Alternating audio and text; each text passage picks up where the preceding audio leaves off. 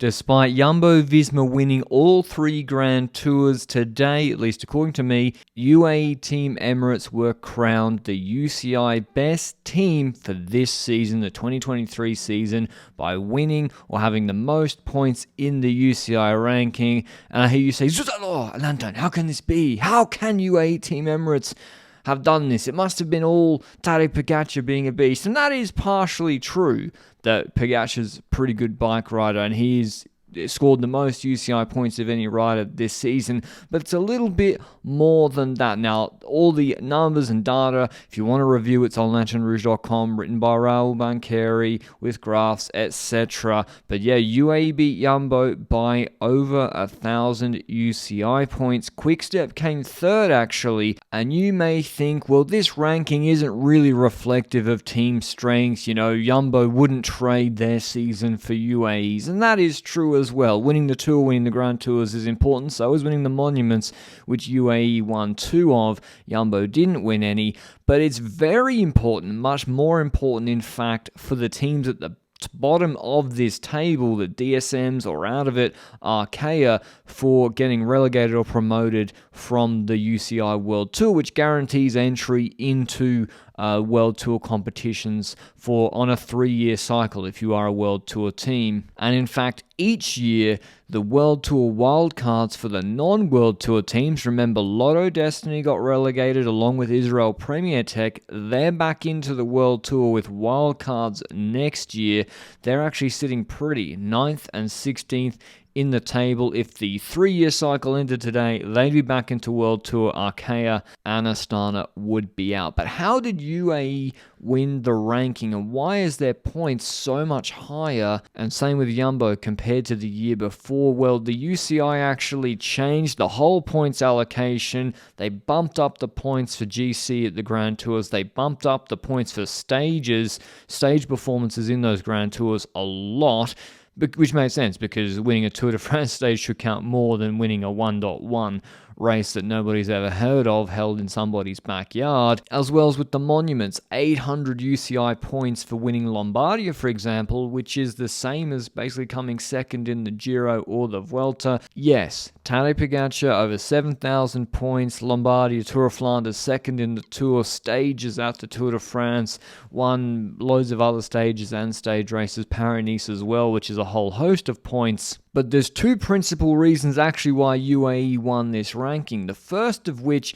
is they have a bigger depth of scorers on their team. It's not actually about Pogacar or their top 3 riders, because Jumbo-Visma's top 3 riders and top 4 riders scored more than UAE's top 3 or top 4 riders. Van Aert, Roglic, Vingegaard, and when you add Kuss to that, scored more than Adam Yates, Almeida, Hirschi, Pogacar combined. And the points are calculated from the top 20 riders on each team. It's actually the riders from 10 to 20 who really make the difference for UAE Team Emirates. Riders like, for example, Matteo Trentin, who scored 930 points or so, nearly double Jumbo-Visma's 10th rider or even 9th rider, Dylan van Baarle or Wilco Kelderman, on about 535 points. And the percentage difference is even bigger for the 15th rider, Soler on UAE, 700 points, nearly 500 points more than Rowan Dennis in the 15th spot at Jumbo-Visma. So it's the depth of the UAE team's scorers, with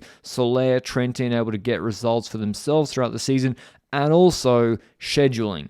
UAE targeted a lot, or went to a lot more of the non-World Tour races, which are optional for the World Tour teams. There's no better example than the Veneto races in the middle of October. Half the teams or riders are on the beach already somewhere sipping a margarita. Mark Hirschi's at those races with UAE, with a number of riders trying to get multiple riders in the top 5, the Veneto Classic and Giro del Veneto.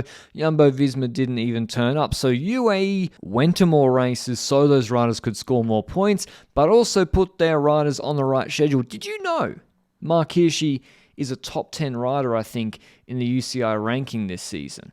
Mark Hirschi, he's obviously not as good as he was on DSM in 2020 in terms of actually winning big races, where, you know, Liège, Flèche, world champs that year, he was really, really good, won tour stages, but he scored over 3,000 UCI points this year. He won 2 Pro stage races, Hungary and what is it even called? Tour de Luxembourg, for example, and he harvested them points. Some may call it farming, I call it harvesting points, but I think it's UAE going to those races, sending the right riders to those races. They have the luxury of being able to do that. Of course, if other teams have Mark Hirschi, a midfield team, they got to send Mark Hirschi, if he's getting paid the big bucks, to the big World Tour races. But they sent him to those races, they got those points.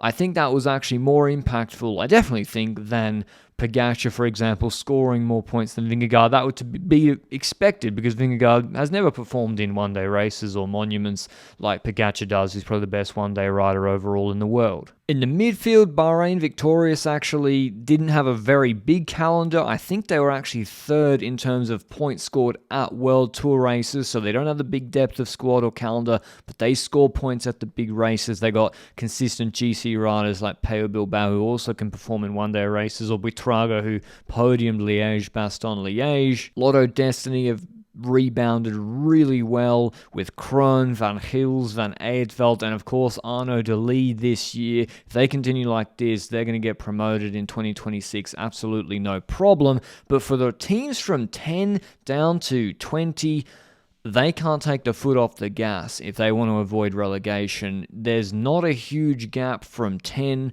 to down to DSM and 18, and those points can be won, or if you have a few injuries to major riders, lost or forfeited very, very quickly. And you don't want to be in a situation that some of those teams were at the end of last year, fighting for your life, when you probably want to be trying to do things like nurture young riders, go to the big races with your big riders and win, rather than focusing on gaming the system to score a lot of points. So all those teams have to stay sharp, and it's one bad season can really put you in a hole that's tough to dig out of, like Astana had this year in particular. But was this an award or a ranking that you were aware existed? Jumbo-Visma won it last year. You do get to call yourself, I think, the UCI best team. UAE took it for the first time in their history this year. Who do you think takes it next year? I think with the addition of Sivakov, with Pogačar maybe doing even 2 Grand Tours, I think UAE are going to be very, very difficult to beat, especially with Jumbo-Visma losing all those Roglic points to Bora Hansgrohe. It's going to be difficult, even with a better season from Van Aert, for them to replace those points